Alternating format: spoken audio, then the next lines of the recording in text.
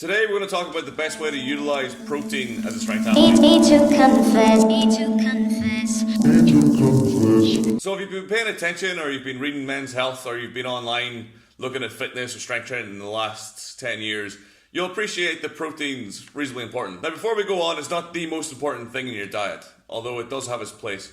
So what we're going to discuss today, we're just going to hit the key factors, we're going to hit the key points that you can cover off, and if you're covering these key factors off, you can rest safe in the knowledge that you're doing pretty much everything you can from a dietary standpoint as far as protein is concerned. Okay, so the first thing we're going to discuss is just the gross intake, the gross amount of protein you need in your diet. There's primarily been two kinds of studies done in this field. The first one is the more primitive version, which is called a nitrogen balance study. We're not going to go too far into the methodologies of these because number one, it's been about 10 years since I read any papers on this, and point two, it's not really that important. It's the take-home points that we're looking for. So nitrogen balance studies basically utilize a food diary and then the amount of nitrogen in your urea to determine the amount of protein, one, that's in your diet, and then two, the amount of protein that's actually being utilized by your body. This is a fairly inaccurate measure, and it's also, to date, probably the majority of these kind of studies use this methodology. This has been replaced more recently by amino acid tracer studies. The methodology between amino acid tracer studies is a lot more difficult, and if you want to find out how it works, you can Google it, or I'll leave a link in the description. You can crack on. But basically, it's a much more accurate way of determining the amount of protein or the amount of amino acids that are being utilized by the body. So anyway, by collating these studies, by doing systematic review and meta-analysis, governing bodies and journals such as the Journal of International Society of Sports Nutrition have put out position statements where they reckon strength training athletes should intake between 1.8 to 2.2 grams of protein per kilogram of body weight to ensure that they have enough protein in their diet so they have enough amino acids available for their body to maximize the recovery process. So basically from this we can infer that if you're eating 1.8 to 2.2 grams of kilogram of body weight, you're pretty much safe as houses when it comes to having enough protein in your diet to recover from your training. You can go up to the upper ends of this if you wish, but there's not really anything to be gained to going up to 3 grams or 4 grams per kilogram of body weight. And that's certainly not what the studies or the science would suggest. So once we've got one of the big bricks in place of your gross intake, the next brick we were looking to put in place is to keep net protein synthesis high. So the next kind of key concept to get your head around is the concept of protein turnover or protein synthesis. So basically utilizing amino acids tracer studies, we can look at the metabolic process of protein turnover within a muscle cell in more detail. Again, I'll try keep the detail as minimal as possible just so it's easier to understand. But basically what scientists look at in these studies, they look at the actual within the muscle cell what's happening. What's been found is it's actually the frequency of feeding, which is probably more important than the size of feeding. Muscle protein turnover or muscle protein synthesis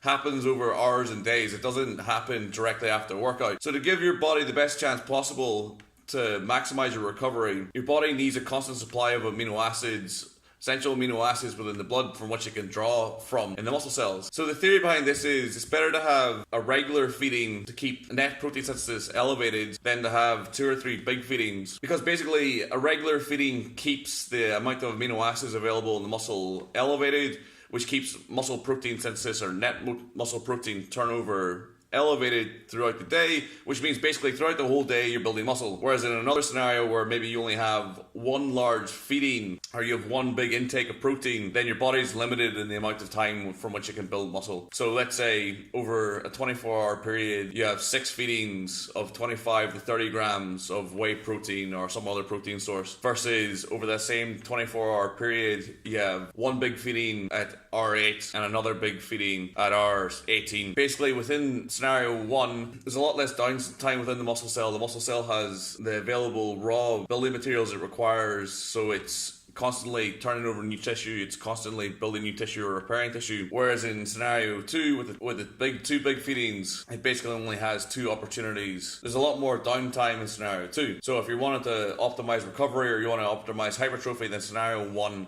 is where you want to be, because there's more time available, or there's more time being spent building muscle cells or repairing muscle cells, because you're in positive protein turnover or you're in elevated protein synthesis for a longer amount of time, even though the amount of protein involved in both scenarios might be the same. So you're wanting to have regular feedings of 20 to 25 grams of protein every 2 to 3 hours. The next concept that's important to appreciate is the quality of the protein that you're intaking. So there's a measure called the bioavailability of protein, and this is basically how much of that protein is available to your body to utilize from the net amount. So if you look at this table, you'll see the whey protein isolate is a very high bioavailability, whereas sources such as legumes or beans have a much lower bioavailability. That's due to the amino acid makeup of these proteins. Animal proteins, or proteins such as milk and eggs, have a much closer amino acid makeup. They have a more complete amino acid profile, which means our body can utilize them better, whereas plant-based proteins don't necessarily have this same makeup. So basically what this means in the crux is, to get the amount of protein that you require, if you have a better source, then you don't have to eat as much of it.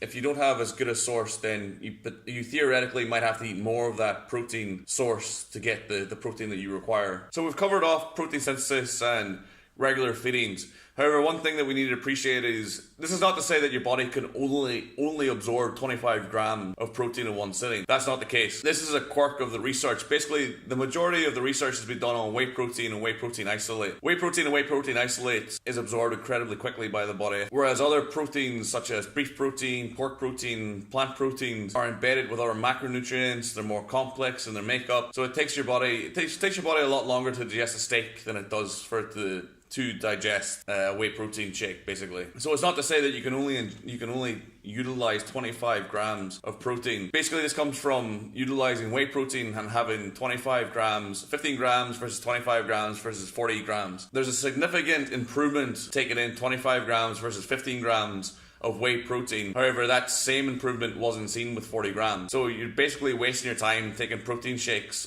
above 25 to 30 grams of protein. Bigger people can utilize more protein, but it's within a margin of error. It's like 3 to 5 grams. We're not talking you being able to utilize 50 grams of protein if you're 100 kilos versus only being able to utilize 25 grams of protein if you're 60 kilos. It doesn't scale linearly like that. So basically, regardless of the size you are, if you're taking in 50 grams of whey protein in one sitting, there's not really much point, because you're going to get pretty much the same benefit for taking in 25 to 30 grams of whey protein. However, this does not apply to other foodstuffs, so it doesn't even apply to milk, which is very similar, because milk has casein in it, because they have a slower release time. So it doesn't mean that you should only eat 100 grams of meat at one time. You can still have 200-300 gram steaks. Your body will utilize this. If you think about this logically, our body's a biological system that's evolved over the past 3.7 billion years. This 3.7 billion year evolution has been based on our ability to survive and reproduce. I don't think an evolutionary change that meant that we could only absorb 25 grams of protein in one go would have been a good change, or something that would have increased your frequency in the gene pool. You're not going to be able to get a 25 gram whey protein shake every 3 hours if you live in a cave, or if you have 4 legs. It's probably not going to happen. So our digestive tract hasn't evolved to do that. So this doesn't make any logical, consistent sense. It's basically bollocks, and it's based off these research quirks. And then finally, a quick